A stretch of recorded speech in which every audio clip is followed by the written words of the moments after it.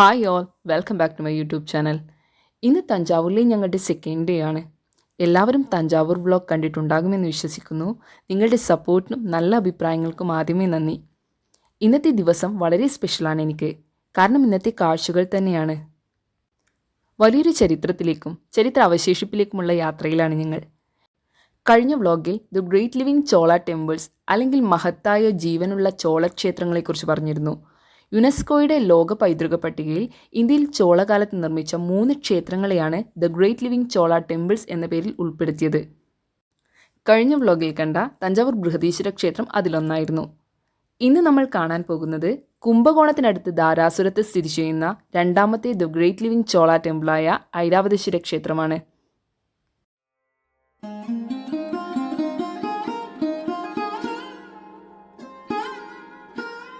സപ്തസ്വരനാദങ്ങളോടുകൂടിയ ഈ നന്ദി മണ്ഡപം ആമുഖമായി നിൽക്കുന്നത് ലോകത്തിലെ തന്നെ ഏറ്റവും പ്രധാനപ്പെട്ട ക്ഷേത്രങ്ങളിലൊന്നിനെയാണ്. ഇവിടെയുള്ള ഈ പടികൾ സപ്തസ്വരനാദം മുഴക്കും. അതിന്റെ ദുരുപയോഗത്തെ തടയുന്നതിനായാണ് ഇത്തരത്തിൽ സംരക്ഷിച്ചു നിർത്തുന്നത്.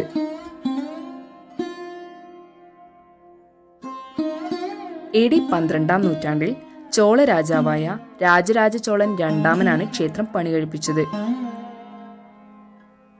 വാസ്തുവിദ്യ, ശില്പങ്ങൾ, പെയിന്റിങ്ങുകൾ തുടങ്ങി ചോള രാജവംശത്തിന്റെ സമ്പന്നമായ സാംസ്കാരിക പൈതൃകത്തിന്റെ പ്രതിഫലനമായാണ് ക്ഷേത്രത്തെ കണക്കാക്കപ്പെടുന്നത്.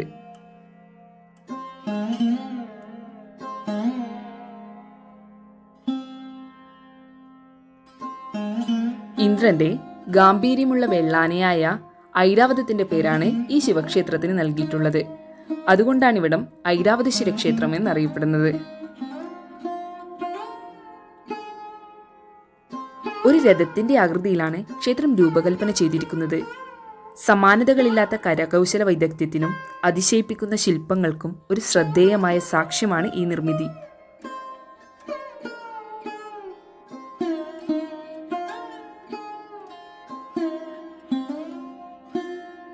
പ്രധാന ക്ഷേത്രത്തിനു ചുറ്റും അർദ്ധമണ്ഡപം, മുഖമണ്ഡപം, അഗ്രമണ്ഡപം എന്നിങ്ങനെ 3 മണ്ഡപങ്ങളുണ്ട്. വളരെ സബ്റ്റിലായിട്ടുള്ള ഒരുപാട് ശിലയിൽ തീർത്ത ചിത്രങ്ങളെ നമുക്കിവിടെ കാണാൻ സാധിക്കും. ശരിക്കും ഇവ വിശദമായൊന്ന് നോക്കുമ്പോൾ മാത്രമേ അവയിൽ ഉരുത്തിരിയുന്ന കഥകളെ നേരിട്ട് അനുഭവിക്കാൻ കഴിയൂ. വളരെ മൈന്യൂട്ടായിട്ടാണ് ഓരോന്നും കുത്തിവച്ചിട്ടുള്ളത്. എത്ര വലിയ കലാകാരന്മാർ തീർത്ത ചരിത്രമാണിതെന്നുള്ള അതിശയം ബാക്കിയാക്കുന്നതാണ് ഓരോ കാഴ്ചയും.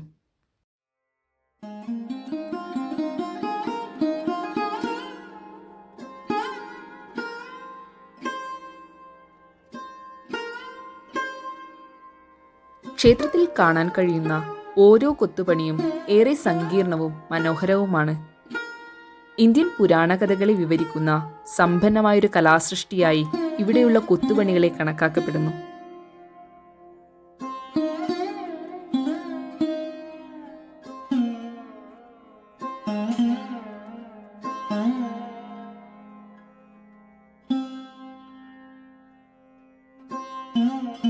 ക്ഷേത്ര സമുച്ചയം മുഴുവൻ ശിലാചിത്രങ്ങളെയും ശിലാലിഖിതങ്ങളെയും കൊണ്ട് നിറഞ്ഞിരിക്കുന്നു. ഇവിടെയുള്ള ഓരോ ചിത്രത്തെയും പൂർണ്ണമായും അറിയുന്നതിനും പഠിക്കുന്നതിനുമായി പ്രത്യേകം ഗൈഡുകളുടെ സഹായത്തോടുകൂടി സന്ദർശനത്തിനെത്തുന്നവരെയും ഇവിടെ കാണാം. ദ്രവീഡിയൻ വാസ്തുവിദ്യയിൽ പിറന്ന കഥകൾ നിറയുന്ന ക്ഷേത്രത്തെ എത്ര സൂക്ഷ്മതയോടെയാണ് ആൾക്കാർ അടുത്തറിയാൻ ശ്രമിക്കുന്നതെന്ന കൗതുകത്തിൽ ഞാനും ആ ഗൈഡിന്റെ വാക്കുകൾക്ക് കുറച്ചു സമയം കാതോർത്തു.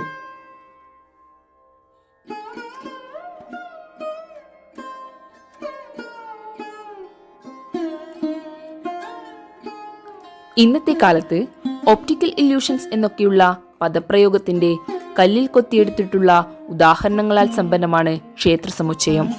നൂറ്റാണ്ടുകൾക്ക് മുമ്പാണ് ഇതെന്നുകൂടി ഓർക്കണം.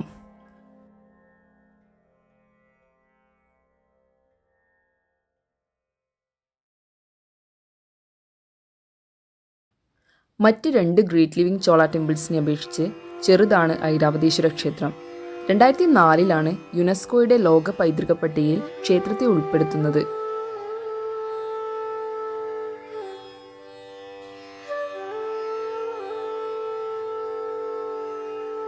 കല്ലിൽ കൊത്തിയ കവിത പോലൊരു നിർമ്മിതി, സംഗീതാത്മകമായൊരിടം. ക്ഷേത്രത്തിൻ്റെ മനോഹാരിതയെയും പ്രൗഢിയെയും പൂർണ്ണമായും വിവരിക്കുന്നതിൽ വാക്കുകൾ നീതി പുലർത്തില്ല.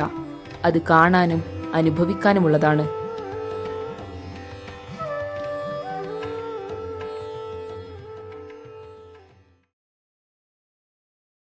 ക്ഷേത്രം എന്നതിലുപരി നാം തീർച്ചയായും കണ്ടിരിക്കേണ്ട കലാസൃഷ്ടിയായ ധാരാസുരം ഐരാവതീശ്വര ക്ഷേത്രത്തിൽ നിന്ന് പുതിയ കാഴ്ചകളിലേക്കായി ഞങ്ങളുടെ യാത്ര.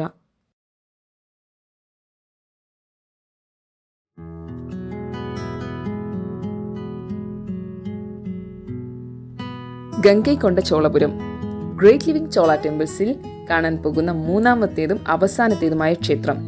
ആക്ച്വലി ഇവ നിർമ്മിച്ച ക്രോണോളജിക്കൽ ഓർഡർ നോക്കുകയാണെങ്കിൽ ആദ്യം തഞ്ചാവൂർ ബൃഹദീശ്വര ക്ഷേത്രം, രണ്ടാമത് വരുന്നതാണ് ഗംഗൈകൊണ്ട ചോളപുരം, മൂന്നാമത് ധാരാസുരം ഐരാവതീശ്വര ടെമ്പിൾ.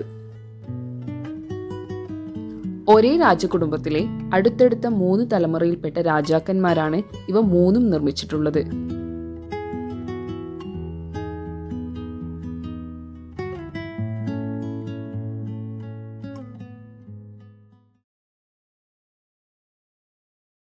തമിഴ്നാട്ടിലെ അരിയല്ലൂർ ജില്ലയിൽ സ്ഥിതി ചെയ്യുന്ന ഒരു ഗ്രാമമാണ് ഗംഗൈകൊണ്ട ചോളപുരം.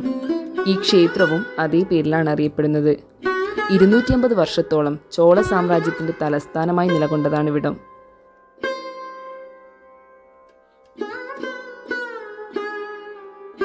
AD 1035 രാജേന്ദ്ര ചോളൻ ഒന്നാമനാണ് ദ്രാവിഡ ശൈലിയിലുള്ള വാസ്തുവിദ്യയിൽ ഈ ക്ഷേത്രം പണികഴിപ്പിച്ചത്. തഞ്ചാവൂരിലെ ബൃഹദീശ്വര ക്ഷേത്രത്തിന്റെ അതേ മാതൃകയിലാണ് ഗംഗൈകൊണ്ട ചോളപുരവും നിർമ്മിച്ചിട്ടുള്ളത്.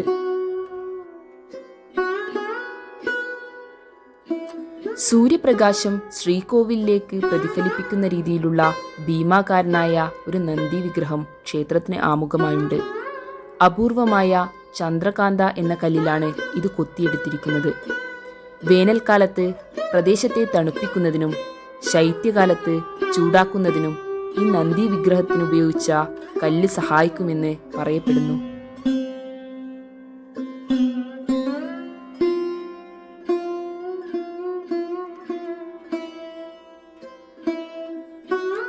പ്രധാനമായി മഹാമണ്ഡപവും ഗർഭഗൃഹവും അടങ്ങുന്നതാണ് ക്ഷേത്രത്തിന്റെ ഘടന. തഞ്ചാവൂർ ബൃഹദീശ്വര ക്ഷേത്രത്തിലെ ഗോപുരങ്ങളിലെ പോലെ ഇവിടെയുള്ള മണ്ഡപങ്ങളിലും ദ്വാരകപാലകരുടെ വലിയ ശില്പങ്ങൾ കാണാം. സമാനമായ ഒരു വിമാന ഗോപുരവും ഗംഗൈകൊണ്ട ചോളപുരം ബൃഹദീശ്വര ക്ഷേത്രത്തിലുണ്ട്.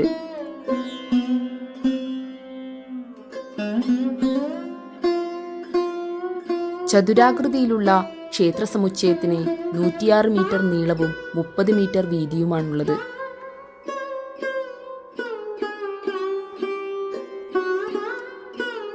പൂർണ്ണമായും പണിതീരാത്ത ഒരു ക്ഷേത്രമാണിതെന്ന കാര്യം ആരെയും അതിശയിപ്പിക്കും.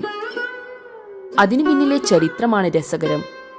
ഗംഗാമേഖലയും പാലാ രാജവംശത്തെയും കീഴടക്കിയതിന്റെ പ്രതീകമായി രാജേന്ദ്ര ചോളൻ ഒന്നാമൻ ഒരു ക്ഷേത്രം പണികഴിപ്പിക്കണമെന്ന് ആഗ്രഹിച്ചു.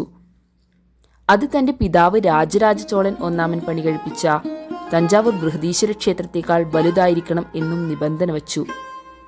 അവിടെ നിന്നാണ് ഗംഗൈകൊണ്ട ചോളപുരത്തിന്റെ നിർമ്മാണം ആരംഭിക്കുന്നത്. അങ്ങനെ ക്ഷേത്ര നിർമ്മാണമൊക്കെ പുരോഗമിക്കവേ ഒരു ഘട്ടത്തിൽ രാജേന്ദ്ര ചോളൻ ഗംഗൈകൊണ്ട ചോളപുരത്തേക്കാൾ വലുത് തന്റെ അച്ഛൻ നിർമ്മിച്ച തഞ്ചാവൂർ ബൃഹദീശ്വര ക്ഷേത്രം തന്നെയാണ് എന്ന ധാരണയിലെത്തുകയും അതോടുകൂടി ഗംഗൈകൊണ്ട ചോളപുരം ക്ഷേത്രത്തിന്റെ നിർമ്മാണം പൂർണ്ണമാക്കാതെ അവസാനിപ്പിക്കുകയും ചെയ്തു.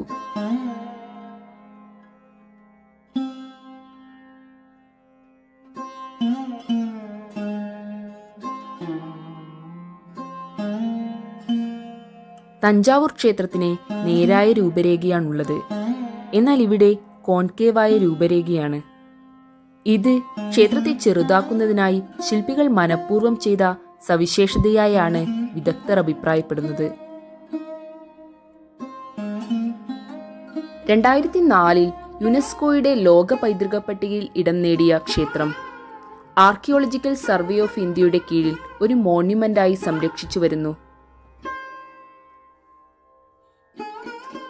ഇത്ര വലിയ സങ്കീർണമായ നിർമ്മിതിക്കു പിന്നിലെ എഞ്ചിനീയറിംഗ് വൈദഗ്ധ്യത്തെ എടുത്തു പറയാതിരിക്കാൻ വയ്യ.